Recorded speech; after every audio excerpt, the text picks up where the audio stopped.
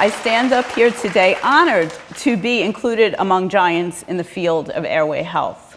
I'm speaking alongside people that I learned from years ago, and they sparked my interest. So maybe somebody in the audience today, in a few years, will be up here telling your story, because that's how this works, because we don't learn about this in school, right?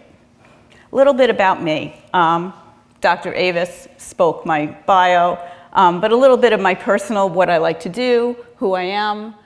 You see me there, my 300th class at Orange Theory. It's my newest obsession. There's a picture of me with my last delivery at Staten Island Hospital. That moment feels a lot, a lot of emotion to that. I run courses for parents about tongue tie and breastfeeding and professional courses.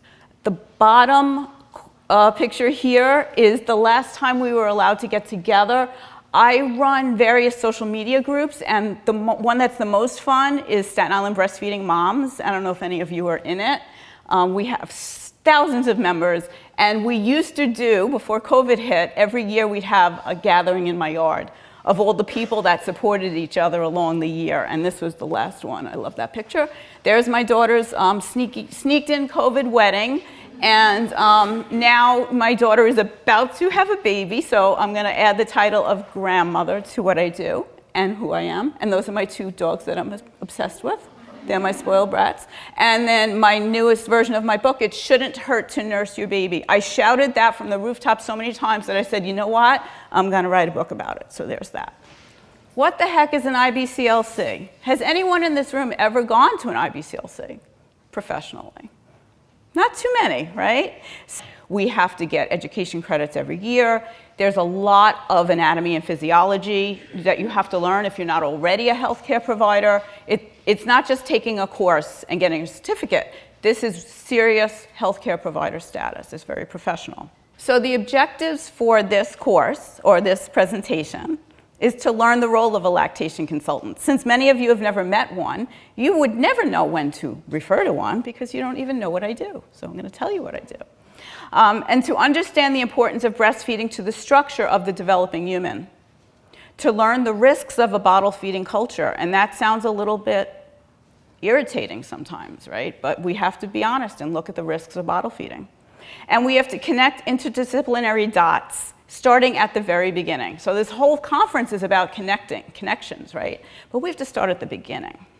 I love this quote: do the best you can until you know better, then when you know better, do better. We're going to remember this throughout my presentation, because some of what I say, especially if you're parents in the audience, may feel triggering. You may feel like, wow, I didn't do the right thing, or is she saying I was bad, or I did something wrong? This is a judgment-free zone. I don't want any of this to be triggering. And I want you to know that I didn't get this right. I was just talking to my colleagues about my own daughter and the struggles that she's having. She's got issues very similar to Sydney's issues. So I didn't do this right either. There's no right. You know better, you do better. Let's start with some basic facts. Humans are mammals. The closer we stay to our biology, the healthier we will be. And you may hear me say that a couple of times today. Human babies are meant to be fed human milk from a human breast. Mammal definition is being fed from the mammalian breast. That's the definition of being a mammal. And we have to realize that no one is telling the dog that they're spoiling their puppies. No one is telling the cat that they shouldn't sleep in the same room as their kittens. And nobody is making anybody feel guilty or suggesting any other way to feed the animals unless the mother animal is not available, right? Biologically, attachment parenting is the norm for mammals. Breastfeeding until the natural age of weaning, which is 3 to 5 years, is the way we are supposed to eat. The other professionals who are presenting today will dive much deeper into the concerning health parameters of the human population. For my purposes, I'm connecting what I see in the world to what I suspect to be true. 3 to 12% of children snore, while obstructive sleep apnea affects 1 to 10% of children. Now, we're not talking about the adult population. We're talking about children. the incidence of infant plagiocephaly is as high as 46% in some studies. We know from what Dr. Avis was telling us, the shape of the skull forms the airway, and that's so important to breathing. So why are almost half of infants having misshapen skulls? The number of New York City school-aged children approved for special education services in 2020 was 497,000, 29% attributed to a speech and language impairment. And you know what? It's great that so many kids are getting services. But why do so many kids need services? You know, these kids, as you all know, I'm talking about what you do every day. They have speech language difficulties, but nobody or very few people are actually saying, well, what else is going on? What's going on with their airway? So how did we get there? Just the fact of the need for this thriving practice that Michelle has here with all of you who work with kids with special needs, it makes me say, well, why is this? Why are the numbers growing? What are we going to do? I always ask why. I'm trained in the functional medicine model, and I'm always looking for the root cause. You all do wonderful work here. But from a population perspective, it's not a healthy trend that so many of our kids need extra help to breathe, to speak, to learn. Okay, let's get back to breastfeeding. These are the professional recommendations of the organizations that tell or set the standards for parents. The American College of OBGYNs, the Academy of Breastfeeding Medicine, the Academy of Pediatrics, and the World Health Organization all say that human milk is the preferred feeding for all infants. It is recommended that breastfeeding continue for at least the first 12 months, and the first 6 months should be exclusive breastfeeding, and then after that for as long as mutually desired. On Staten Island in 2017, only 24.7% of infants left the hospital without getting some formula by bottle.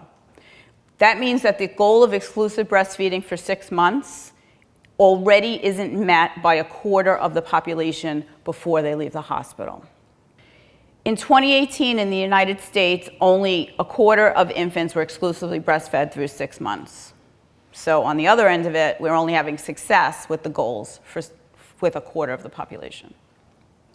And 34% of infants were born by cesarean section in New York City in 2017. Now, the recommended biologic C-section rate is estimated to be about 10%, right? The actual need of a baby's head can't fit through a mother's pelvis. And in 1970, it was 5%. So what are we doing if it's, getting up to 40% of babies? Now, what does this have to do with breastfeeding? What does this have to do with breathing? It just makes me wonder, right? So I may ask more questions than I answer today, but could be a concern for many reasons. Are the C-section numbers higher because babies' heads are getting bigger or shaped differently even before they're born? Possibly an epigenetic change. Is the maternal pelvic shape changing? Possibly. Again, maybe an epigenetic change. Or is this just a result of turning childbirth into an assembly line business? And I have my own opinions on that as a midwife, but that's a whole nother presentation. So, think about if the shape of the head or the shape of the pelvis is changing, what does that do to the shape of the airway? In my experience as a professional who is in the unique position to care for mothers and babies, our world would be healthier if everyone was supported to breastfeed.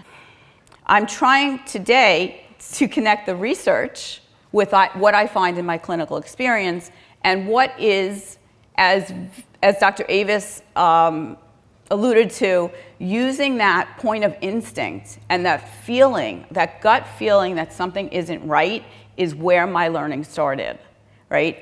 But I have to be able to tell you that there's research about it, and there is, so that's exciting.